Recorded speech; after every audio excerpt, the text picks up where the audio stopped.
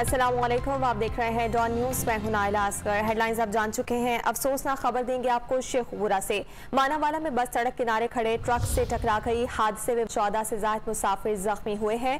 Rescue जराये के मुताबिक हादसा शदीद धुंध के बाइस पेश आया। जख्मियों को शेखपुरा ननकाना के अस्पतालों में मुंतकिल किया गया है। मानावाला में बस सड़क किनारे खड़े ट्रक से टकरा गई। हादसे में 14 से ज्यादा मुसाफिर जख्मी हुए हैं। रेस्क्यू जराये के मुताबिक हादसा शदीद धुंध के बाइस पेश आया।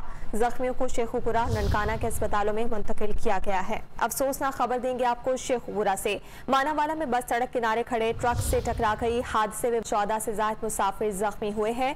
रेस्क्यू जराये के मुताबिक हादसा शदीद धुंध के बाइस पेश आया। जख्मियों को शेखपुरा ननकाना के अस्पतालों में मुंतकिल किया गया है।